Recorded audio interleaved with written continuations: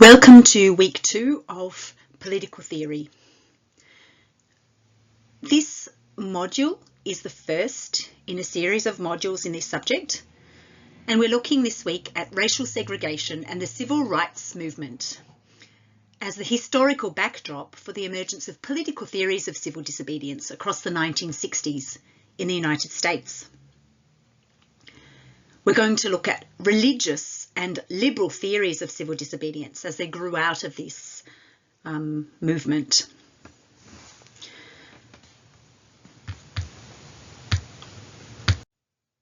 So let's begin with a brief reminder of how we will be studying political theory, and then we'll turn to the material for today, for this week.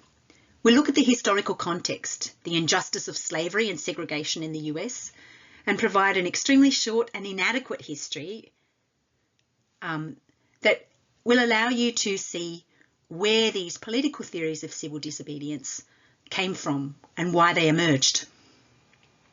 We'll look then at Martin Luther King Jr.'s religious arguments, and we'll then turn to John Rawls' liberal arguments. Finally, we'll consider these theories critically as a prelude to next week's explorations. So how will we be studying political theory? Let's recap what we explored last week. If we recall John Rawls' account of political philosophy, which we studied last week, we may want to use political philosophy to help us think our way through divisive conflicts so that our thinking can play a practical role. We may want to make a case for the basic aims and purposes of our society to orient us and to orient ourselves in our conversations with other people and our actions. We may also want to calm our frustration to try to understand aspects of a society that are different to our own individual values, to try to reconcile ourselves to those aspects of our society that we find frustrating. And we might want to work towards a better world, a practical utopia, as Rawls calls it. But last week we also explored how it might be necessary to move beyond Rawls's answer, because we might also want to bring critical attention to the way that contemporary political philosophy is really only the thinking of citizens.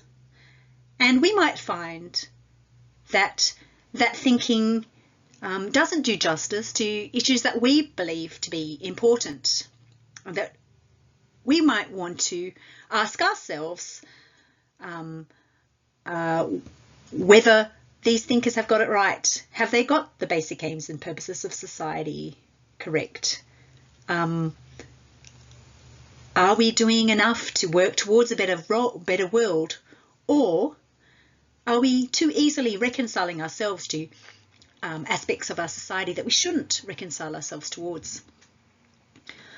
So we might want to ask ourselves how we might contribute to improvements in the background culture by contributing to political philosophy in our own times. So, as discussed last week, in this subject, we're going to study political philosophy as it emerges in response to divisive conflicts in the post-war period in the US. And so we begin today with that divisive conflict. We'll organise the lecture around historical conflict in part 1, and then we'll turn to political philosophy, both in terms of the religious arguments of Martin Luther King Jr. and the liberal arguments of John Rawls. And then we'll turn to critical perspectives on these theories as a prelude to our consideration of competing and more radical theories of civil disobedience next week. So let's turn now to the historical context And this is one of injustice, the injustice of slavery and segregation in the US. But we need to go back 400 years to understand this. And we do this only because Martin Luther King Jr., in the text that you are reading today, does precisely that. He identifies the origin of the struggle for civil rights in the injustice of slavery and segregation, which, as he puts it in his article from 1963, a letter from Birmingham Jail, dates back more than 340 years. And so that's where we must begin.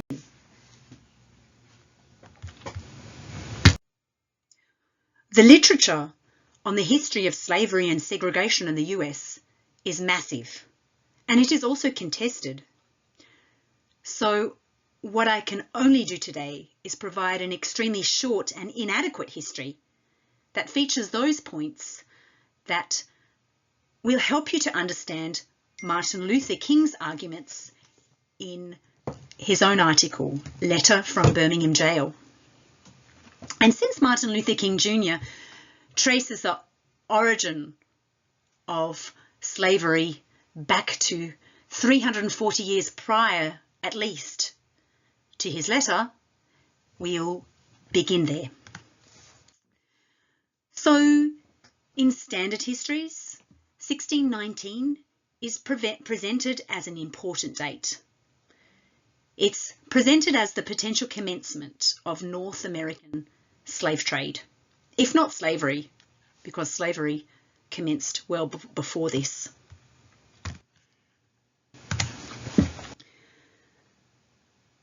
Although enslaved Africans had already been forcibly transported to South America by British, Spanish, French and Portuguese ships all across the 1500s, it is thought that the slave trade formally began when the first African slaves were brought to the new British colonies in Virginia, North America, in 1619. An English ship flying under a Dutch port flag, and this Dutch port was associated with pirate ships, had arrived in 1619. These slaves are believed to have come from Luando, the capital of present-day Angola, where about 50,000 people were captured and enslaved during a war between Portugal and the Kingdom of Ndongo. I'm not sure if I'm pronouncing that correctly. Around 350 enslaved people were loaded onto a Portuguese slave ship, and this was then intercepted by 2 English privateer ships. One of these was called the White Lion, and it flew under the flag of a Dutch port, as I said, known for pirates. And it was this ship that brought the slave trade to what would later become the southern states of the United States of America, because the United States of America did not yet exist as an entity at this point. We know, however, that Indigenous people had already been enslaved. So contrary to popular opinion, these people were not the first Africans on the North American continent, and nor were they the first enslaved people in what we now refer to as United States. Enslaved Africans had fought back during a 1526 attempt by a Spanish ship to bring them to what is now known as South Carolina. And Indigenous people had also already been enslaved. But the 1619 arrival of this English privateer Dutch port pirate ship was instrumental because it introduced a slave trade into what would later be known as these southern states. Interestingly, if we look to what political theory was like in Britain at this time, we find that John Locke, who is known as a key figure in liberal political theory, who defended the right to own property in a context where the monarch was unjustly, it was argued, taking too much in terms of taxation from property owners to raise standing armies. John Locke had argued for the liberty of the people and for their right to own property. And he had argued for a constitutional monarchy. He felt that the monarch should be limited by constitutional rights of persons to life, liberty, and possessions. But we see that political theory was not neutral at this time. In his second treatise of government, Locke justified slavery of this type that we're talking about now. If you look at the argument in Second Treatise of Government, Locke argues that actually one has a natural right to life, to liberty in one's person, and to possessions by mixing labour with the things that, mixing labour from one's body with things. So one can colonise empty land by mixing labour with that land. So it was a justification of terra nullius, and it was also a justification of slavery. So we have overhauled those concepts now. We know that there is evidence to show quite clearly that this was not an empty land. And that's why we begin with an acknowledgement of country at the start of this subject. We began. Now, John Locke's arguments go as follows. If we have a natural right to life, liberty, and possessions, we have a natural right to kill in defence if we are attacked.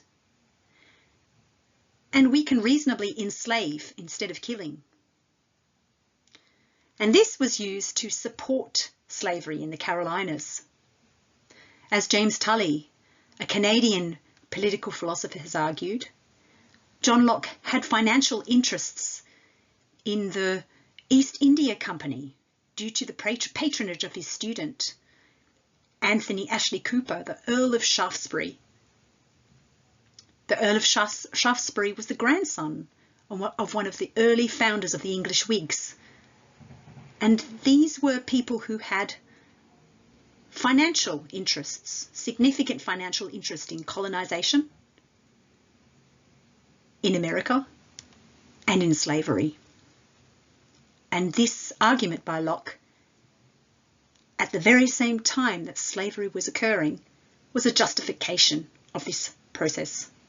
So we see that if people were resisting Portugal and defending themselves when captured, since they could reasonably be killed, the argument went, they could be reasonably enslaved instead.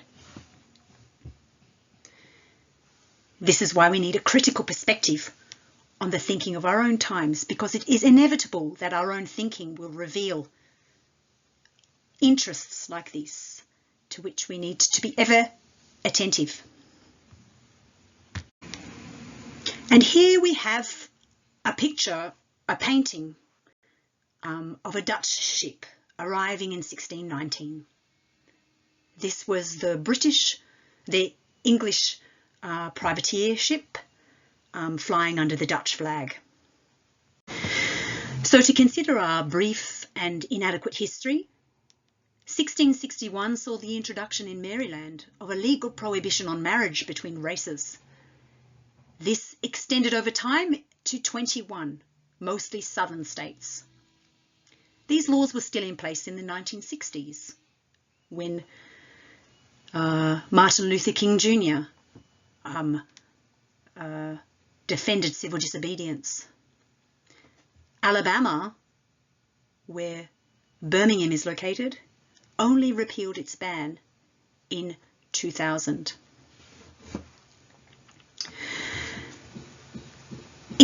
Another crucial date is 1776.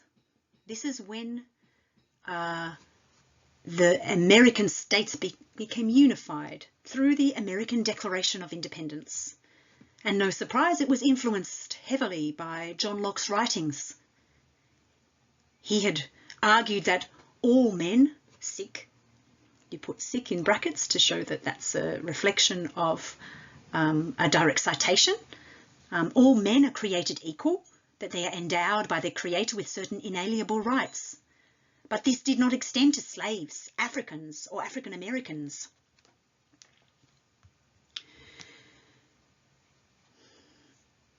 Although Thomas Jefferson, one of the founding fathers involved in the drafting of the American Declaration of Independence, although Thomas Jefferson was a slave owner, he had actually advocated for a denunciation of slavery. But this was removed after criticism from cotton and tobacco plantation owners. Slaves were essential to the political economy of the southern states. More than 50% of the population in the tobacco plantations in Virginia and North Carolina were African American.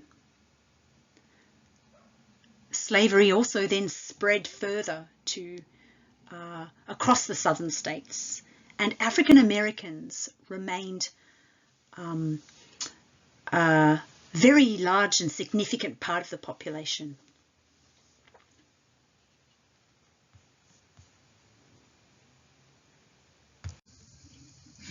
So to continue with our extremely short and inadequate history of slavery, in 1808 the slave trade was banned by Congress, but not ownership and reproduction of slaves.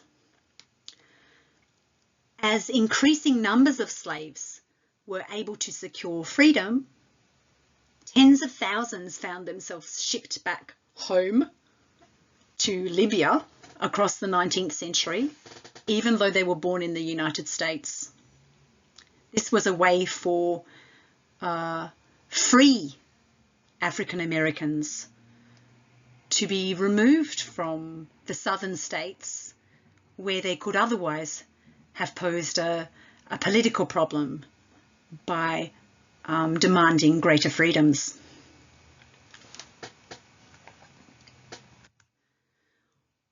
But why did this happen? Well, there were economic reasons. The political economy of the southern states demanded slaves, according to the view of the plantation owners. In the northern states, there was more investment in transportation, roads, canals, railroads, and so forth, along with related machinery like steamboats and trains, and financial industries like banks and insurance, as well as communications, printing presses, newspapers, and telegraph. But in the southern states, white plantation owners needed human labour, and they invested in slaves. The primary industry for the southern states was in agriculture, in cotton and in tobacco, and the price of cotton was skyrocketing.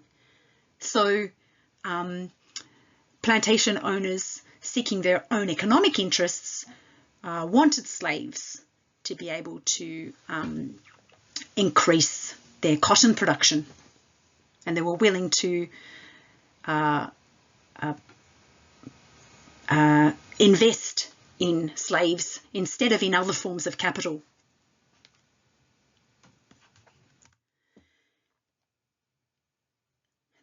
These economic developments continued until around 1865, when Abraham Lincoln won the presidential election. Abraham Lincoln had been pushing to stop the expansion of slavery into the western states, but those in the southern states felt that this spelt the end of slavery. And so when Abraham Lincoln won the presidential election, 7 southern states seceded. This led Abraham Lincoln to declare a war to stop this secession because he feared that Britain would increasingly assert its interests in the southern states.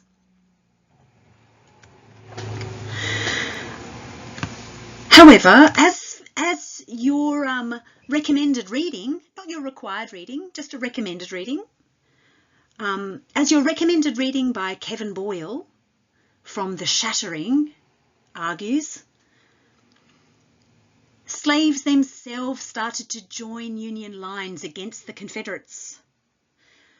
So instead of the war being about what Lincoln thought it was about stopping the expansion of slavery into the Western states and stopping Britain from asserting its interests in the 7 southern states that had seceded, it actually became explicitly about the abolition of slavery in general. So in chapters 3 and 4 from Kevin Boyle's The Shattering, we find him tracing the origin of the civil disobedience movements of the 1960s to this event as well, where slaves started to join Union lines against Confederates, which led to the abolition of slavery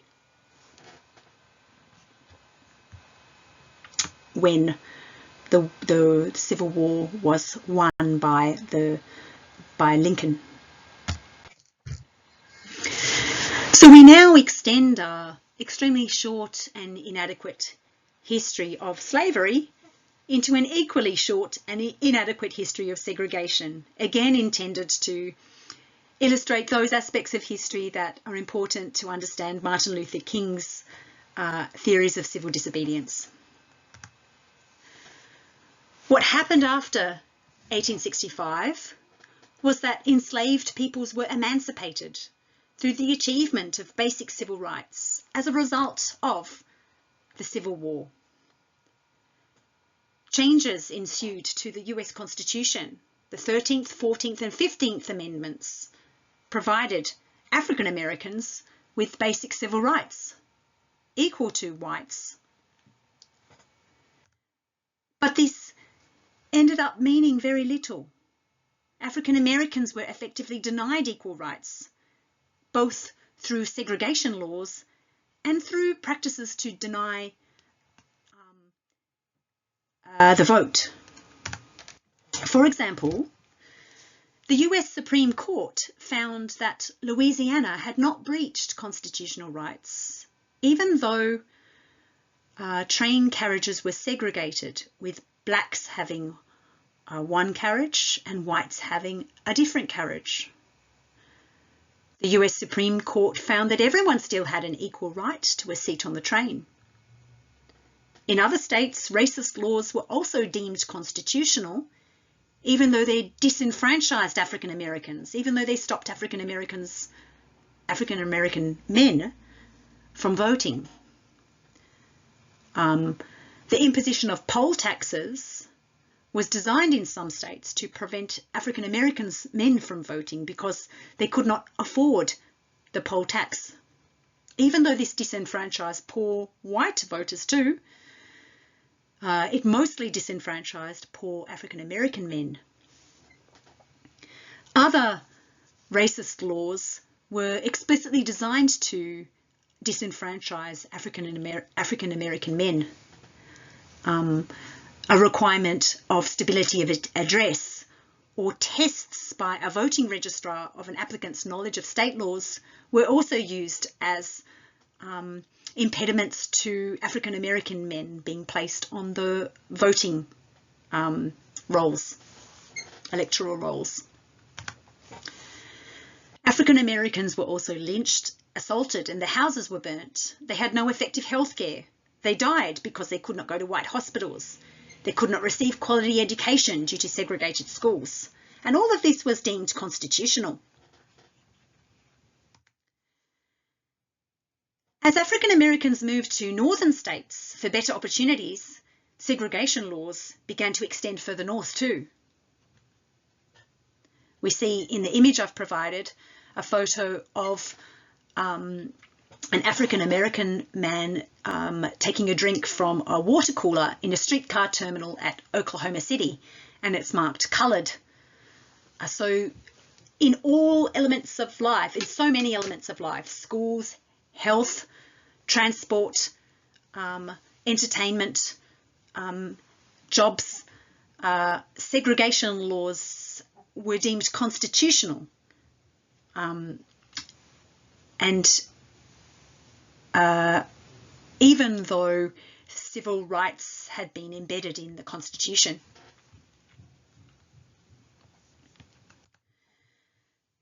African Americans fought back, founding organisations and spontaneously resisting.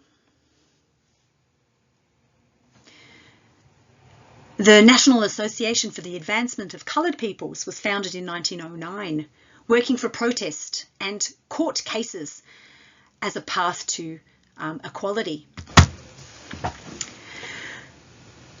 The NAACP was also controversial in communities because some black people felt that their own black leaders were being too accommodating and not radical enough.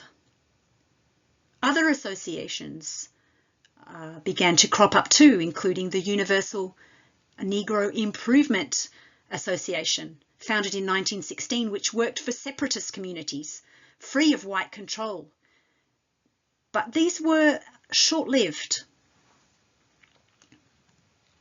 They did show the tension that lay between trying to productively work for change through protest and through court cases on one hand, and these are the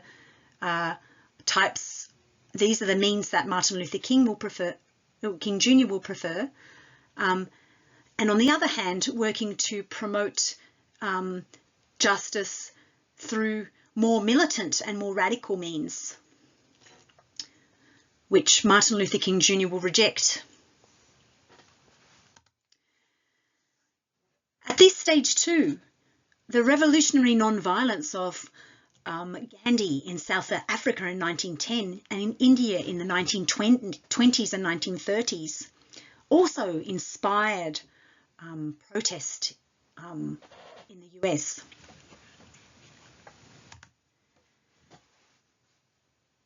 In the 1930s and 40s, supported by Bayard Rustin, protests had some limited impact on the New Deal. But African Americans also found themselves excluded from union protections and from other social democratic policies which tried to secure standards of living for impoverished families. Interestingly, Rustin would also later support the rights of gay men in the 1980s.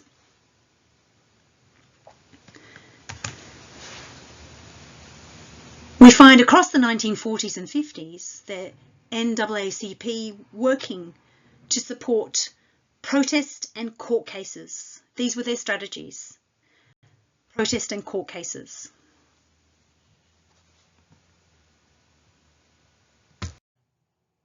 So now we will use the recommended reading for this week by Kevin Boyle, The Shattering, America in the 1960s. We'll use chapters 3 and 4 to help us feature the key moments of the civil rights movement that allow us to understand Martin Luther King's writings on civil disobedience. So in 1954, the NAACP, who were pursuing their strategy of non-violent protest and court cases, secures a success. They bring a case to the Supreme Court which rules that public school segregation is unconstitutional. This is the Brown versus the Board of Education. And other landmark cases are also pursued. This then leads to many acts of intimidation, particularly in the southern states, including the bombing of Martin Luther King's house.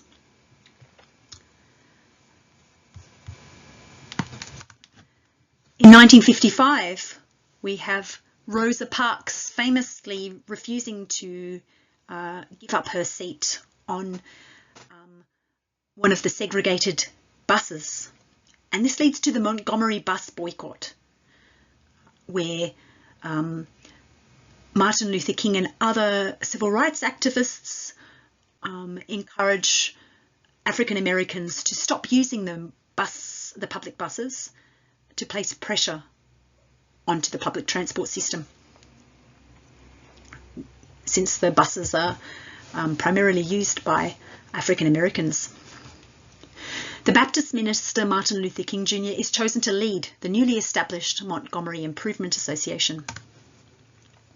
In 1956, the NAACP wins a Supreme Court order to desegregate the bus system, but there's no hope for victory outside of the courts. There's no way that the southern states are going to change their state legislation, and no way that the southern white population is going to change its behaviour. In 1957, we see televised across America the images of the 9 African American students enrolling in Little Rock Central High School in Arkansas. This is a segregated school, and these are the first students to enroll. Your recommended reading begins in chapter 3 with the story of Elizabeth Eckford, who is one of the 9 children, and her parents did not have a phone, so she didn't receive the call that the other kids received, telling them where to meet their escorts. And so her televised image is particularly striking. It shows her walking demurely towards the high school, surrounded by angry white crowds and policemen. And it would have been a very scary experience for her. The governor of Arkansas had mobilized police to prevent them from entering the segregated school, even though this was unconstitutional. In 1957, King and his supporters founded the Southern Christian Leadership Conference to support local protest movements. Note too that black women were also discriminated against within their own organisations. King had wanted Ella Baker to be the SCLC's executive director, but fellow ministers refused, and she was appointed to assistant director only. From the 1960s, we see an increase in local protest. We see staged sit-ins in contravention of segregation laws.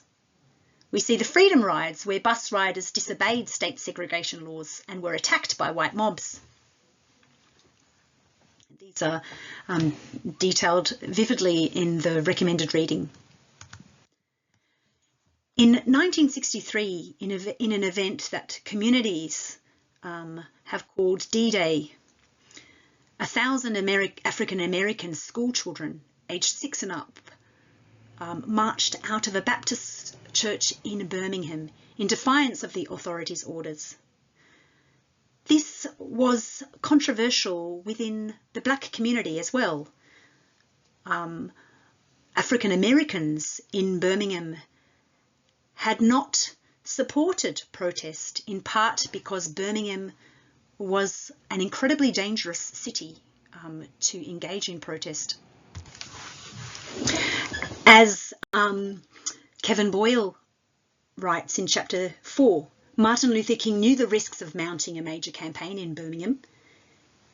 It had been built as a steel town in the late 1800s and had long been one of the most fiercely defended bastions of Jim Crow, the dark heart of one of the South's most segregated states. The Ku Klux Klan had dominated the city government for many years, and its power was granted by the Birmingham's elite. And Klan violence was endemic. The town was so violent that its black citizens grimly referred to it as Bombingham. And so in this culture of terror, African Americans were less willing to engage in protest. And so it was an extremely risky move to mobilize African American school children. Powerful water hoses were turned on them as they exited the Baptist church to protest. School buses were used to arrest them. 600 children were taken into custody. And German Shepherd police dogs mauled 3 children. And this was televised nationally. It's in this context that Martin Luther King was arrested. And fellow white ministers wrote an open letter to condemn King Jr.'s actions. This week, you're asked to read Martin Luther King's a letter from Birmingham Jail, where he responds to that open letter by his fellow white ministers. This is a period, too, of increasing civil unrest. The Watts Rebellion in 1965 in Los Angeles was motivated by police brutality, by racism in the administration of justice and by the police and courts, and grievances over discrimination in jobs, housing and standards of living, and in schooling, of course. Many African Americans were turning not to civil disobedience but to more militant groups, following Elijah Poole, renamed Elijah Muhammad to reject his slave name, and Malcolm X, previously known as Malcolm Little. There were also associated competing political discourses in this period in government about poverty and its causes.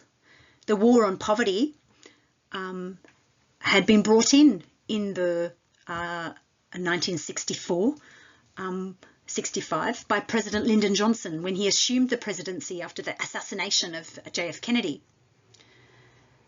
This was associated with the Civil Rights Act of 1964, the Voting Rights Act of 1965, and the Fair Housing Act of 1968. So the war on poverty was closely related to the civil rights movements because the impoverished were mostly black. Community empowerment strategies were part of the early war on poverty, and they targeted communities with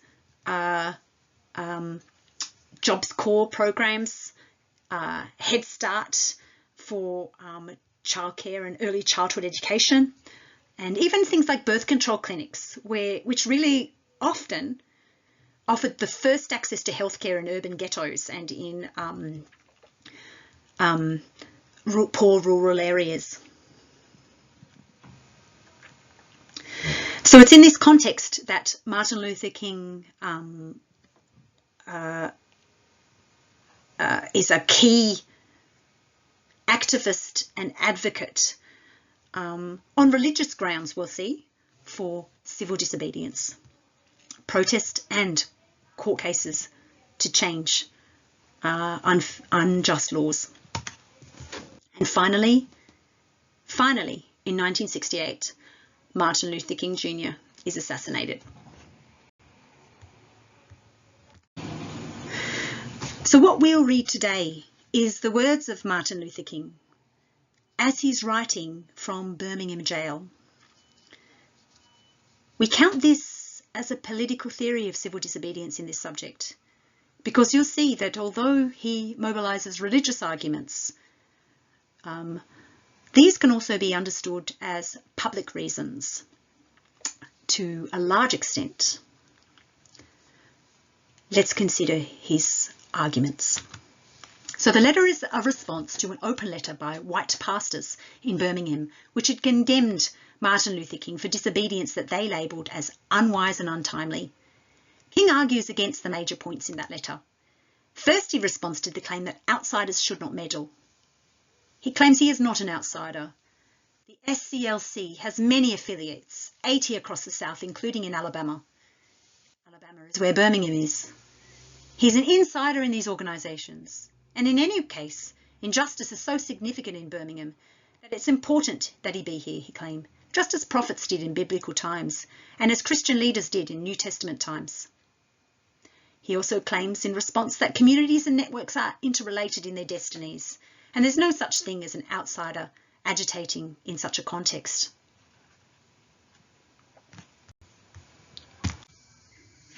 His second argument is a response to the claim that the direct non-violent action is, as the white pastors put it, unwise and untimely. This involves a general argument first that the white ministers have chosen to condemn only the protest and not the protest's cause. Birmingham City's white power structure should be condemned, he argues. And that should be the primary thing that one does in an open letter. Not condemning protests, but condemning injustice. Next, he argues that the actions are really not unwise. The actions have been established following the steps of non-violent action, and that has been carefully thought through. First, the steps of non-violent action involve the following. Facts must be collected to ascertain injustice. And he points out that Birmingham is clearly grossly unjust. These facts have been established. The second step of non-violent action is that negotiation must be attempted. But negotiation has already been attempted, he points out. He says negotiation was attempted. Some of the racist signs were removed by some businesses only to reappear a few days later. Judgment was also used by the protesters because they delayed their direct action to allow the elections for mayor to proceed and to avoid interfering in the runoff. The third criteria for non-violent action is that self-purification and training in non-violent action must occur, and he said this has. And finally, direct action must follow if the other three conditions have been met. And this is interesting. The aim, he says, is to create a situation so crisis-packed that it will open the door to negotiation where this has previously failed. And so that's why we see King torturedly supporting the request for children to be part of school protests, even though he knew that this carried enormous risks for the children in a context of violence.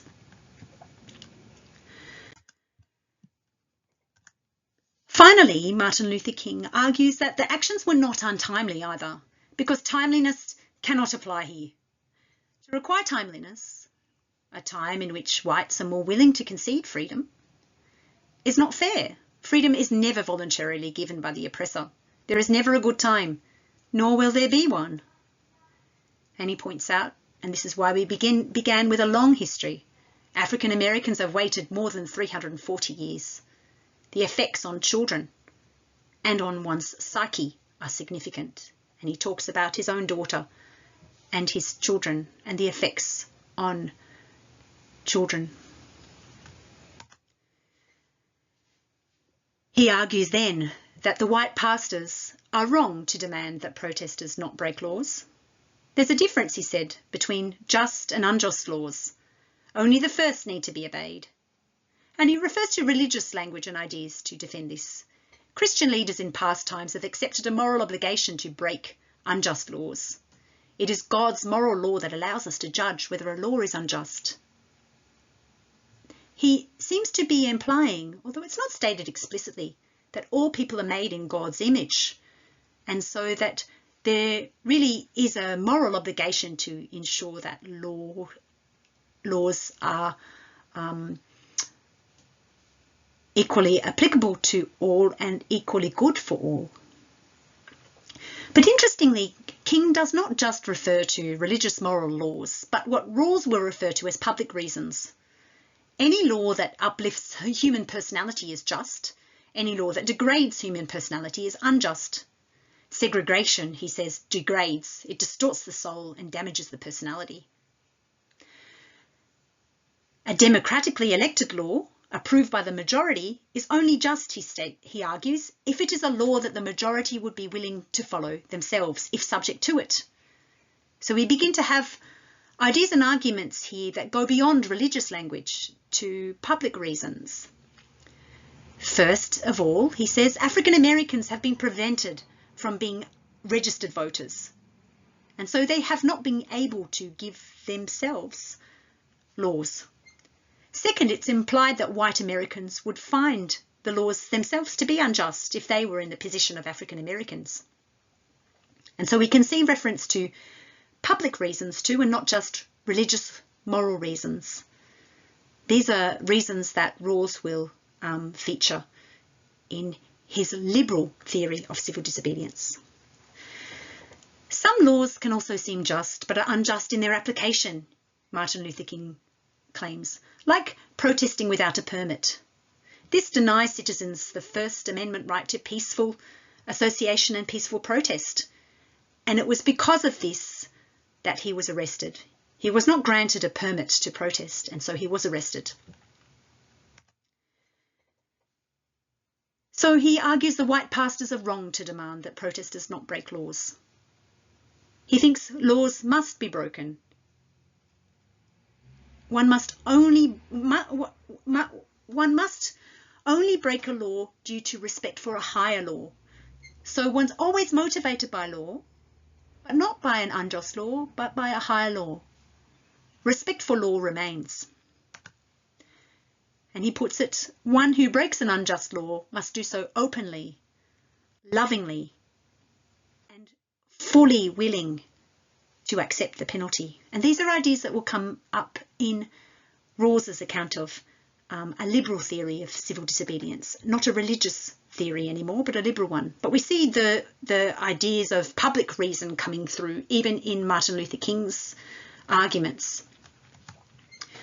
And then King provides examples of religious and justified civil disobedience.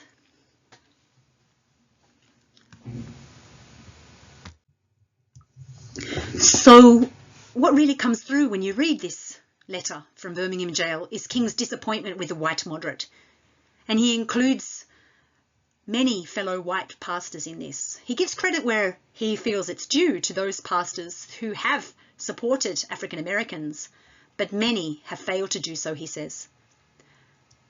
And this is a quote: "The Negro's great stumbling block in his stride towards freedom is not the white citizen's counsellor or the Ku Klux Klaner, but the white moderate who is more devoted to order than to justice, who prefers a negative peace, which is the absence of tension, to a positive peace, which is the presence of justice, who constantly says, 'I agree with you in the goal you seek, but I cannot agree with your methods of direct action,' who paternalistically believes he can set the timetable of another man's freedom, who lives by a mythical concept of time, and who constantly advises the Negro to wait for a more convenient season. Shallow understanding from people of goodwill is more frustrating than absolute misunderstanding by people of ill will. Lukewarm acceptance is more bewildering than outright rejection."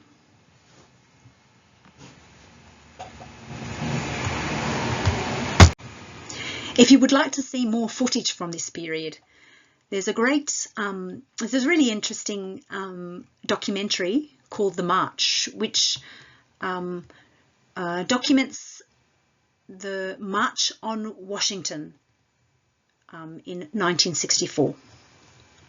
You can see it here at this link.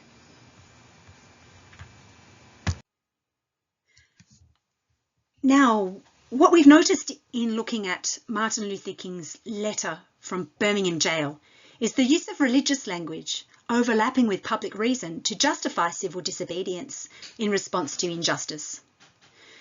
Now we come to political theories of civil disobedience, in particular John Rawls' liberal theory, which tries to articulate public reasons to defend civil disobedience during this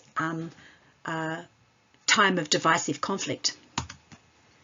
For Rawls, a theory of civil disobedience applies to a reasonably just, though imperfect, democratic regime. Civil disobedience is a political action, he claims, addressed to the sense of justice of the majority, to urge reconsideration of unjust measures, and to warn that the conditions of social cooperation are not being honoured. For him, it's part of non-ideal theory. And it's part of a broader theory of political obligation in a constitutional regime.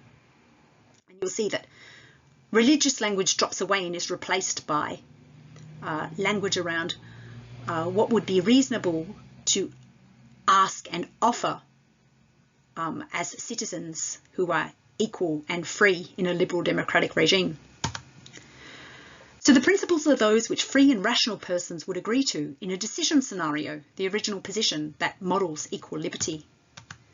It's conceptualized as a hypothetical, not an actual agreement.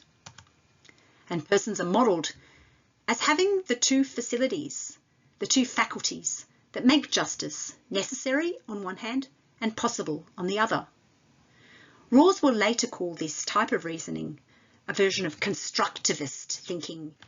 You think of yourselves as the type of person who has this as a problem, and you also conceptualize yourself as the type of person who can resolve this problem, and this helps you then to model those relevant characteristics of yourself to try to help you think through what should be done. So what is it that makes justice necessary? Well, for Rawls, what happens is that we want justice because self-interested people, self-interested rational people, struggle over scarce resources. And this makes justice necessary because they come into conflict with each other over those resources. What makes justice possible is that we're not just self-interested, instrumentally rational persons. We're also persons who have a faculty of justice, a sense of justice, and a willingness to abide by reasonable principles. If we don't have this, then justice won't be possible. So he models these then.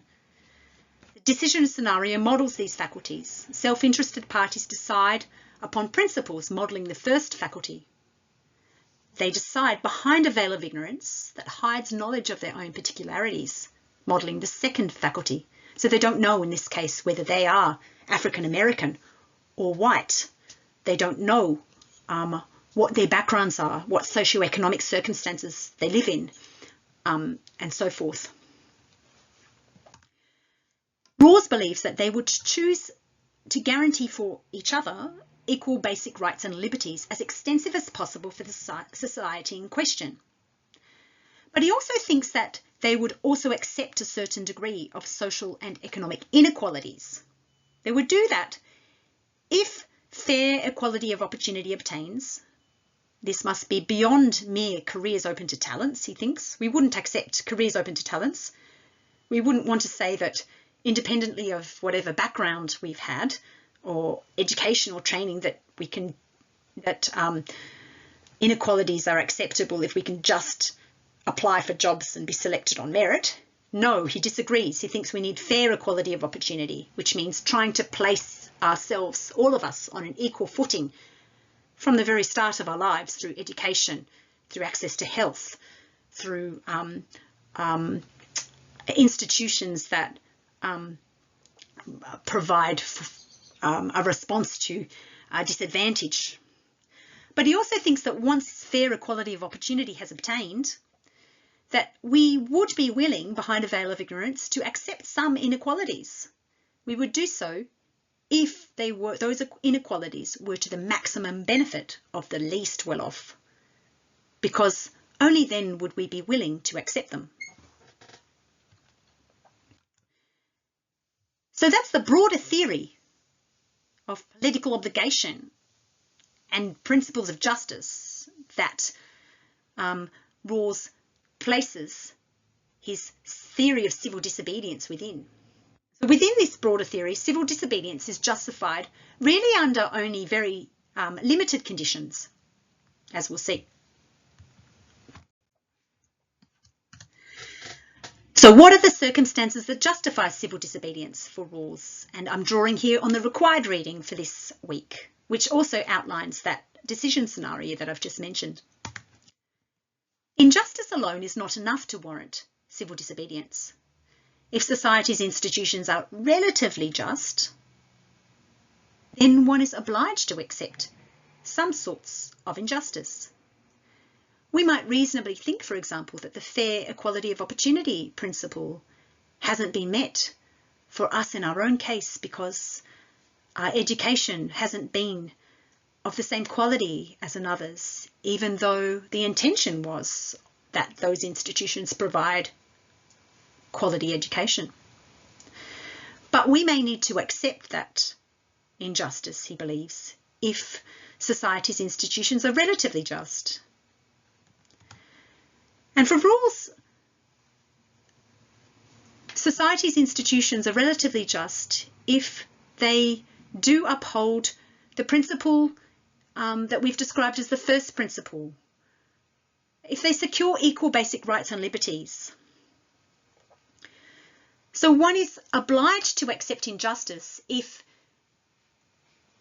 for the most part, we really can trust that our institutions do uphold equal basic rights and liberties for all. So we may then need to accept some forms of economic inequality or distribution or injustice, because those key components of justice have been met by our institutions. But one is not obliged to accept the following injustices. There does come a time, he said, when the enactments of the majority exceed certain bounds of injustice. That would include, for example, the disenfranchisement of African Americans, their inability to vote due to unjust laws preventing them by poll taxes and things like that. If institutions involve the denial of our and others' liberties required by the first principle, then we are not obliged to accept them. We are not obliged, he says, to accept segregation. This is a denial of basic equal rights and freedoms. So the implications really are that civil disobedience is justified if the first principle is violated. Blatant and obvious abrogations of basic equal rights and liberties can justify civil disobedience. And he takes Martin Luther King's civil disobedience to be totally warranted, totally justified, because they are about basic equal rights and liberties that are denied under a segregation, and that are denied when those institutions at the state legislation, state laws do not coincide with those constitutionally protected freedoms. But civil disobedience is not justified if some people might reasonably think that the second principle is violated. We might sincerely believe that material inequalities have been distributed unjustly.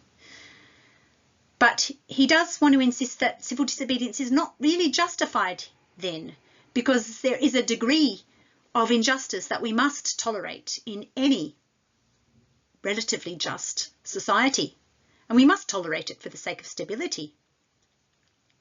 So he totally supports Martin Luther King's civil disobedience and tries to provide non-religious reasons for this support.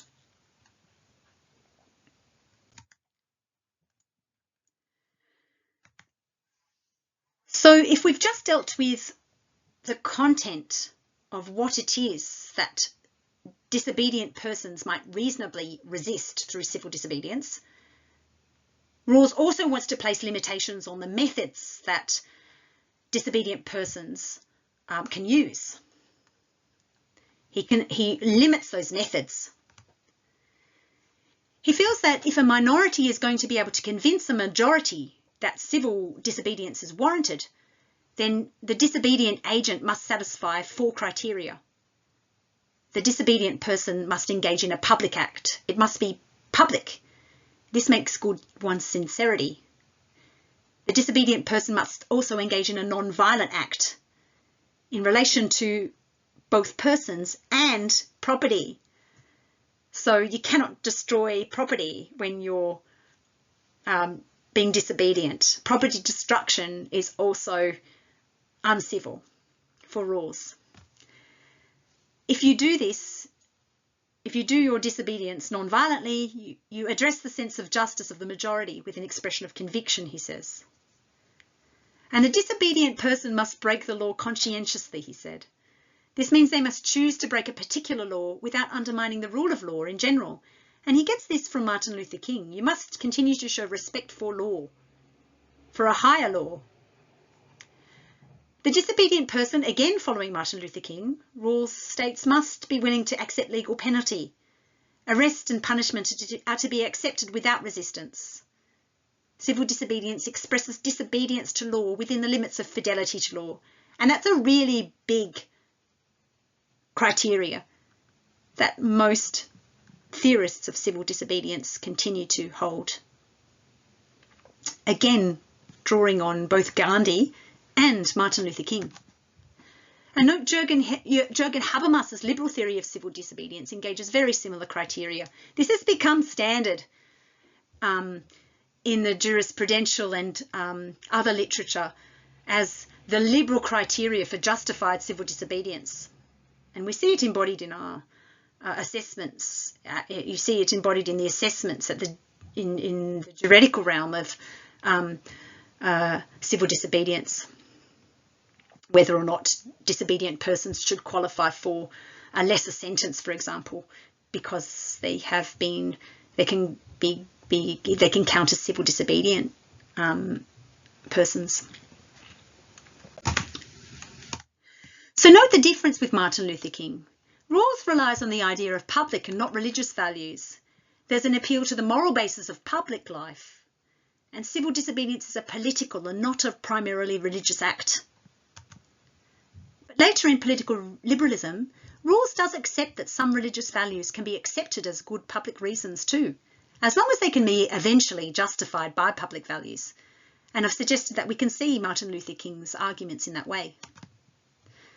So the implications are that a religious idea that God made all men equal can reasonably be accepted as ground for civil disobedience, as long as this private reason is consistent with public values. The public value of basic equal rights and liberties for all men and women, for all white and non-white persons, and now in our own context extended to gender diverse persons.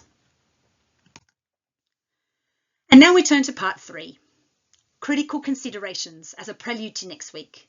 In a sense, we're going to do part 3 next week.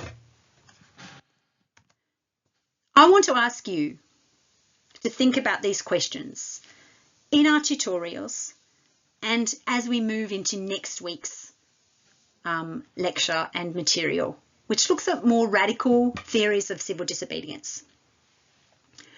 Are there situations where it would be unreasonable to expect people to express disobedience publicly, like the liberal theorists want? Have a think about that. You can pause the video if you like. Are there situations where it might be reasonable for disobedient persons to destroy property? More controversially, are there situations where it might be reasonable for disobedient persons to be violent against other persons? What about breaking a law in a manner that might undermine the rule of law in general? I find it harder to think of a situation like this, but I'll be interested to see what you think. Are there situations in which it would be unreasonable to expect the disobedient person to accept legal penalty? What do you think about Martin Luther King's religious language? To what extent is there place for religious values as a ground for civil disobedience, or moral, comprehensive reasons that other people might not share? What are your views about the morality of the militant actions of Malcolm X and Elijah Muhammad? Martin Luther King refers to those in the text that I asked you to read. And I believe he refused to meet Malcolm X publicly. Is there any benefit in arguing that the militant actions of Malcolm X and Elijah Muhammad have ambivalent and uncertain moral status? Or must we always reject militancy in disobedience when disobedience targets injustice? So those are some critical considerations that I'd like you to think about as a prelude to next week, where we'll discuss the theories that we've been looking at this week more critically. A note for the coming week and the coming 2 weeks, week and a half really. I want you to be prepared in advance. Your first assignment will be due at the start of week 4. We're now in week 2. It will be due on Monday the 19th of August, and it will be on the material from the first 3 weeks on civil disobedience as political theory, as on theories of civil disobedience as examples of political theory. Full details on this topic are available in your subject learning guide for the unit, and they're available under the Start Here tab on the LMS. And here is a list of references, the references that I've referred to in this lecture. I haven't put the required readings down here, just the additional references that I refer to here today. Thank you, and I look forward to talking with you in the tutorial.